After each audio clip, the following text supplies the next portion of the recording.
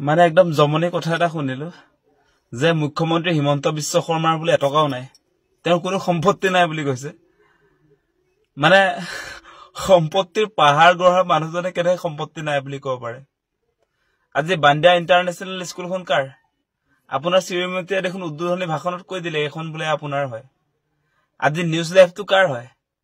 আজি আপোনাৰ কাঞ্চনজুৰি চাহ বাগিচাটো কাৰ হয়? আজি চানমাৰী চাহ বাগিচা কাৰ হয়?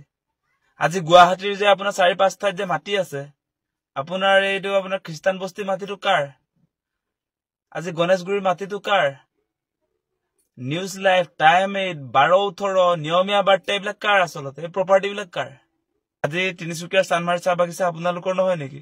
আজি কাঞ্চনজুৰি চাহ বাগিচা, আজি নৰ্থ ইষ্টৰ আটাইতকৈ ডাঙৰ ৰিজৰ্টটো বাণীৰ গ্ৰীণ ৰিজৰ্ট, য'ত সাধাৰণ মানুহৰ এণ্ট্ৰি নাই, সেইবিলাক আপোনাৰ প্ৰপাৰ্টি নহয়। আজি উত্তৰ গুৱাহাটীৰ আপোনাৰ বান্দিয়া ইণ্টাৰনেশ্যনেল স্কুলখন আপোনাৰ প্ৰপাৰ্টি নহয়।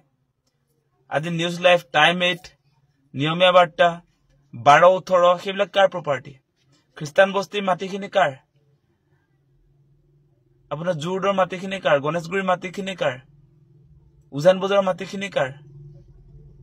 নগাঁও দাৰিগজুৰ 100 বিঘা মাটিটো কাৰ?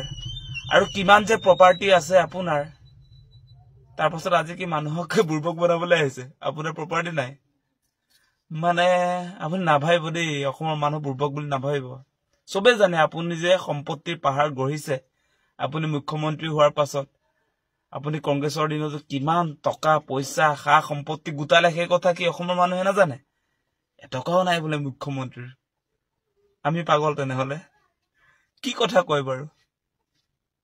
লাজ পাব লাগে দেই, এনেকুৱা কথা নকব। আপোনাৰ পত্নীটো নিজকে নীতা আম্বানী বুলিয়ে ভাবে।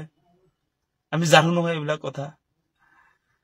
কেলে এনেকুৱা কথা কবলৈ আহে? নকব, নুশুৱাই মানে নাচাজে আপোনাক নাচাজে, সেই কথা কেতিয়াও নকব দেই।